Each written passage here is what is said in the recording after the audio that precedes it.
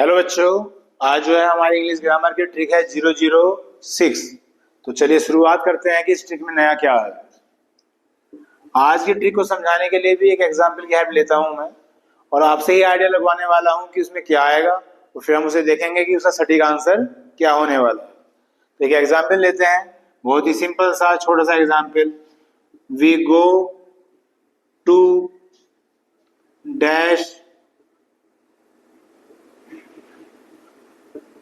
church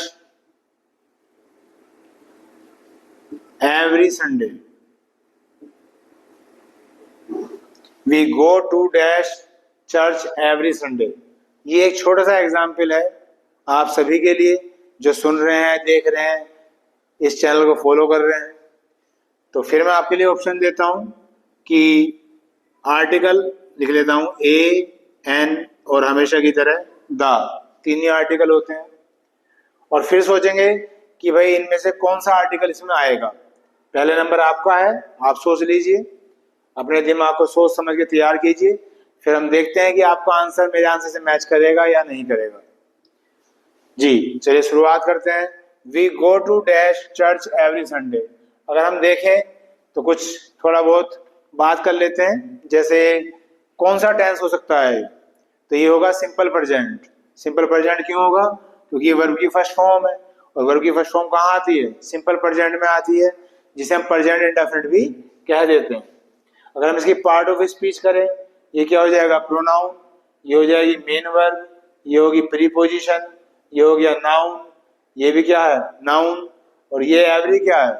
ये adjective हो सकता है। कौन सा एडजेक्टिव? Distributive adjective. ठीक है, चलिए अब हमारा क्वेश्चन क्या था कि यहाँ हम क्या फिलअप करें।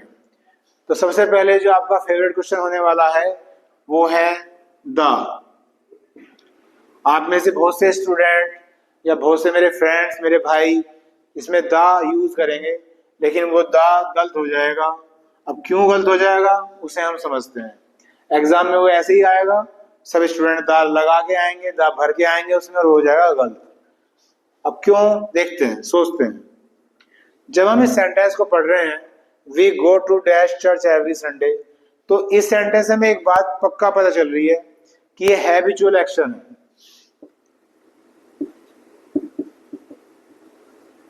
हैबिचुअल एक्शन आप समझ ही गए, जो हैबिट को शो करते हैं वो एक्शन हैबिचुअल एक्शन कहलाते हैं। एक एक्टिविटी एवरी संडे को हो रही है, तो ये हैबिचुअल एक्शन तो होगा ही होगा।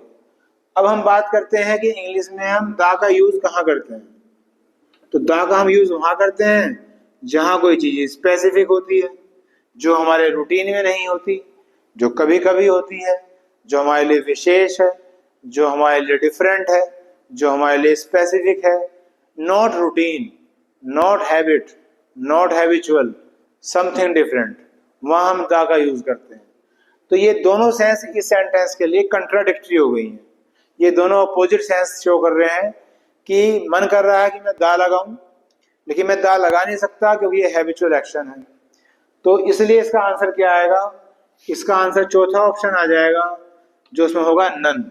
नन से मतलब इसमें कोई भी आर्टिकल नहीं आएगा, और सेंटेंस को आपको ऐसे ही बोलना पड़ेगा, we go to church every Sunday. अगर आपने इसमें दा लगा दिया गलती से, तो आपका सेंटेंस गलत हो जाएगा, आपका एक नंबर कट जाएगा। क्यों?